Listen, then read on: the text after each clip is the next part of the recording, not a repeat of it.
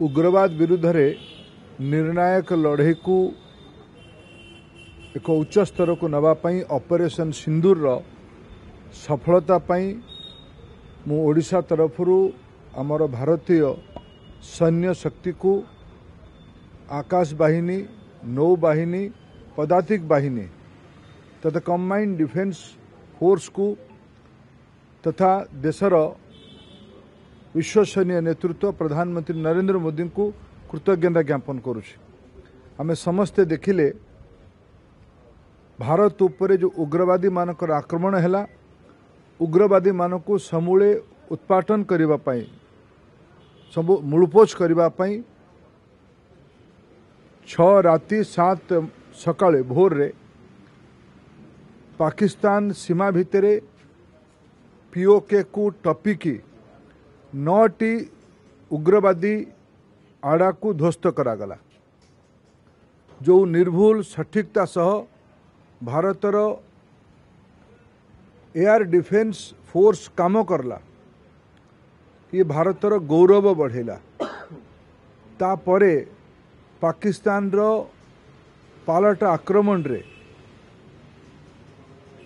भारतर सैनिक शक्तिर जो जवाब 9 राति और 10 रे दिया गला। भारतर सैन्य शक्तिर पराक्रम भारतीय समाजर प्रतिबद्धता और भारतर नेतृत्वर प्रधानमंत्री नरेंद्र मोदी निर्णायक नेतृत्वर पराकाष्ठा विश्व देखिला। आज देश रे आवश्यकता अछि सैनिक शक्ति को मन बढ़ेबा पई मन दृढ़ करबा पई एई पई आज समाज को आह्वान करा जायछि नागरिक मान को आह्वान करा जायछि ऑपरेशन सिंदूर को समर्थन करिकी सेना को समर्थन करिकी तिरंगा यात्रा आयोजन करबा पई मुझे ओडिशा रे एक कथा को उल्लेख करूछि। ओडिशा रे आम समस्तंकर मन आहुरी उत्फुल्लित होउछि कुंढेमुठ होउछि जेतेबेले आज खबर कागज रे आम समस्ते पढ़िबार अवसर हैला जे हमर गोपालपुर रो आर्मी एयर डिफेंस कॉलेज रु जोटा क्षेपणास्त्र परीक्षण केंद्र प्रशिक्षण केंद्र से कॉलेज रु गत काली एक नुआ मिसाइल जार ना भार्गवास्त्र बोली सेना तरफ नामित करा जायछि।